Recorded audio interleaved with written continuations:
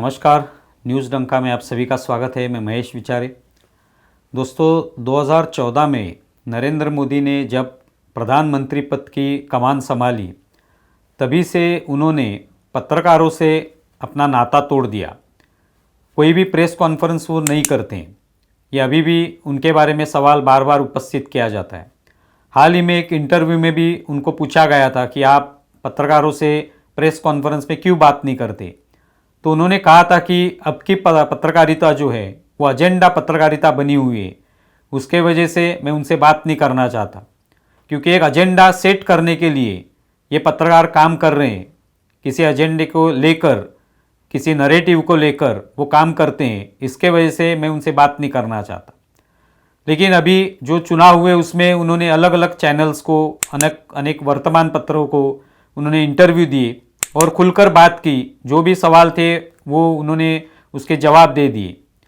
तो इसके वजह से कुछ उसके ये जो सभी इंटरव्यू थे उसमें कुछ एक जैसे ही वो इंटरव्यू नहीं लग रहे थे, एक ही तरीके के सवाल उसमें नहीं उपस्थित किए जा रहे थे।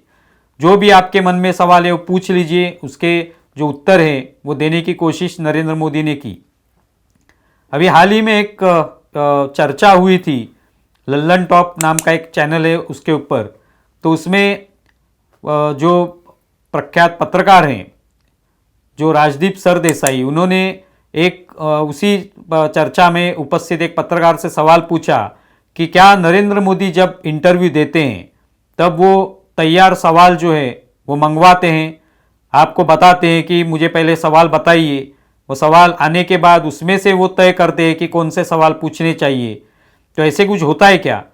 तो उस पत्रकार ने बताया कि ऐसा कुछ नहीं होता, क्योंकि मैंने लगभग 4 इंटरव्यू नरेंद्र मोदी के किए हैं अलग अलग चुनाव के दरमियान, और तभी मुझे ऐसे कोई बात उनकी तरफ से आई नहीं कि हमें सवाल भेजिए, उसके बाद हम उस सवालों पर कौन से सवाल लेने हैं उसमें से वो सिलेक्ट करेंगे और आपको बताएंगे। इस तरह की कोई बात नहीं हुई। मैं जब भी गया, जब इंटरव्यू का तय हो गया, उनकी अपॉइंटमेंट तय हो गई, तब उसके बाद पूरा सेटअप लगा और सीधे सवाल पूछना शुरू हो गया। जो भी सवाल थे वो पूछे गए, उस पर नरेंद्र मोदी ने उत्तर दे दिया है। तभी राजदीप सरदेसाई ने कहा था कि मैंने प्रियंका वाड्रा का इंटरव्यू लिया, तभी प्रियंका वाड्रा ने कहा कि जो भी सवाल आपके मन में पूछ लीजिए, जितने भी समय आप लेना चाहते वो ले लीजिए, मुझे कोई दिक्कत नहीं है। कोई गिने चुने सवाल या मैं आपको बताऊंगी नहीं कि कौन से सवालों पर मैं बोलूंगी, आप जो भी सवाल रहेंगे वो पूछ लीजिए। तो क्या इसी तरह नरेंद्र मोदी भी करते हैं? इस तरह का सवाल उसने दूसरे पत्रकार को पूछा था।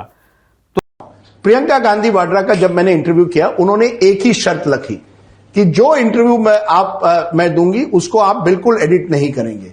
कोई सवाल ये नहीं कहा कि ये सवाल मत पूछे, ये पूछे, आपको जो भी सवाल पूछना है पूछिए, मैं आपको पूरा 1 घंटा दे रही हूं, 40 मिनट दे रही हूं, पर आप कोई एडिट मत करिए।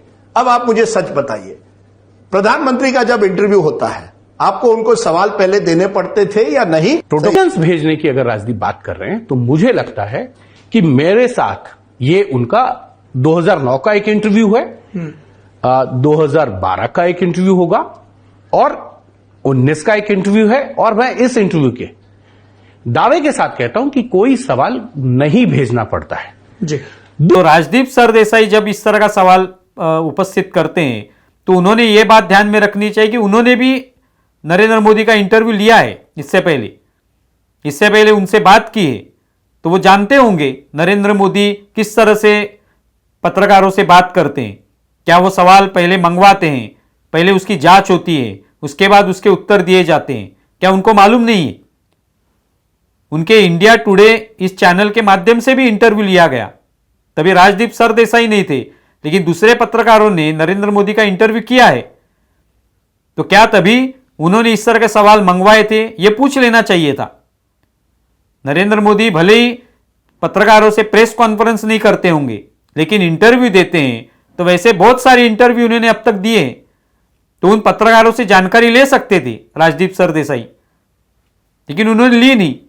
वो ये एजेंडा दिखाना चाहते थे कि शायद ये सामने वाला जो पत्रकार है वो शायद वो बता दे कि नहीं भाई, नरेंद्र मोदी ने सवाल मंगवाए थे, फिर उसमें से कुछ सिलेक्ट किए, उस पर ही बात की।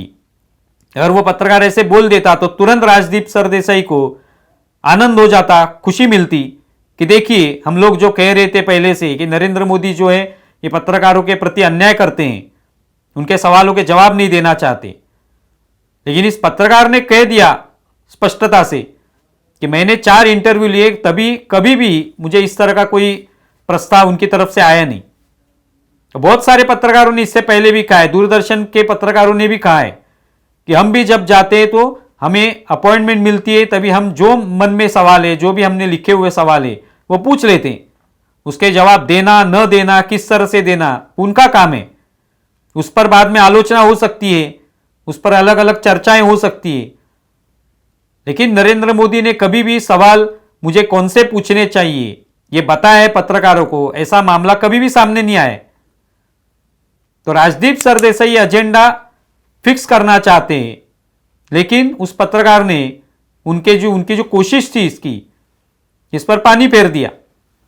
लेकिन यह सच बात है कि इसी तरह के एजेंडा पत्रकारिता के वजह से पत्रकारिता का नुकसान हो गया है।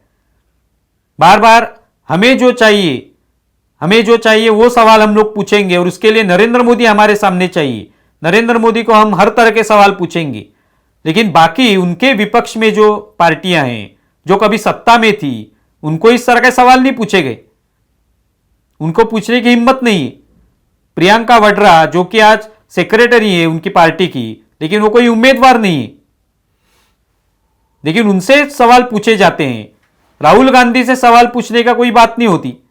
राहुल गांधी ने कितने इंटरव्यू दिए, वो तो उम्मीदवार है, वो पार्टी का चेहरा है प्रधानमंत्री के लिए, भले ही बाकी लोगों ने नहीं माना हो, लेकिन कांग्रेस की तरफ से तो प्रधानमंत्री का चेहरा राहुल गांधी है। तो क्या उनका इंटरव्यू किया राजदीप सरदेसाई ने कि मैं सवाल भेजता हूं, आप उस पर तो जवाब दीजिए? तो आप लोग सवाल जिसको पूछना चाहते हैं वो नरेंद्र मोदी चाहिए आपको सामने, लेकिन बाकी लोगों को आप सवाल नहीं पूछेंगे। करंट अफेयर भी इंटरव्यू लेते हैं, तब जिसको ग्रिल करना है, जिसको तीखे सवाल पूछने हैं, उसको पूछेंगे, लेकिन जिससे एजेंडा सेट नहीं हो पाएगा उसको सवाल नहीं पूछेंगे। प्रशांत किशोर जो रणनीतिकार हैं वो बार बार बता रहे कि भारतीय जनता पार्टी को बहुमत मिलेगा, भले ही 400 पार ना हो, लेकिन बहुमत मिलेगा। एनडीए को कितने सीटें मिलेंगी, पश्चिम बंगाल में या दक्षिण भारत में भारतीय जनता पार्टी अच्छा कुछ करके परफॉर्मेंस करने जा रही है, ये भी वो बता रहे हैं। तो उनको तीखे सवाल आप लोग पूछेंगे कि तभी आपने कांग्रेस हारेगी ये बताया था, अभी बोल रहे भारतीय जनता पार्टी जीतेगी। उनके जो भी उनकी राय है, उनके मत जो है वो व्यक्त करेंगे ही, लेकिन आप एजेंडा सेट करना चाहते हैं कि आप हम लोग जो चाहते हैं वो उत्तर दीजिए, हम लोग जो चाहते हैं उस तरह से बोलिए, ताकि भारतीय जनता पार्टी की यहां पे किस तरह से हार होती है ये लोगों को पता चलेगा। तो इस तरह की एजेंडा पत्रकारिता आजकल इतनी बढ़ गई है, और वो शायद 2014 से शुरू हो गई थी और इससे पहले भी थी, लेकिन पहले सरकार कांग्रेस की हुआ करती थी। जब सरकार बदल गई तो इनको पता चला कि अभी नरेंद्र मोदी तो हमें कई विदेश दौरे पे लेके नहीं जाते, कोई भी बड़ा अमेरिका का दौरा हो, यूरोप का दौरा हो, तो उसके लिए तो पत्रकारों को लेके जाते नहीं है। कांग्रेस की सरकारें थी तभी पत्रकारों के भी झुंड वहां पे चले जाते थे एंजॉय करने के लिए, अब होता नहीं है। तो इसलिए नरेंद्र मोदी को हम लोग को सवाल पूछने हैं, उनके सामने एक ऐसे सवाल खड़े करने हैं ताकि नरेंद्र मोदी गड़बड़ा जाए और अपने आप ही वो इलेक्शन हार जाए। लेकिन नरेंद्र मोदी ने इनको पहचान लिया कि ये एजेंडा पत्रकार हैं, इसके वजह से उन्होंने प्रेस कॉन्फ्रेंस लेना बंद कर दिया।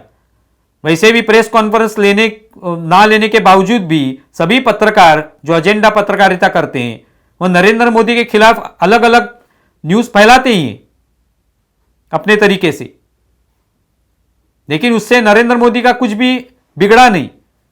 लोगों का विश्वास उन पर है, लोगों का विश्वास इन पत्रकारों पे नहीं है, ये से स्पष्ट हो गया।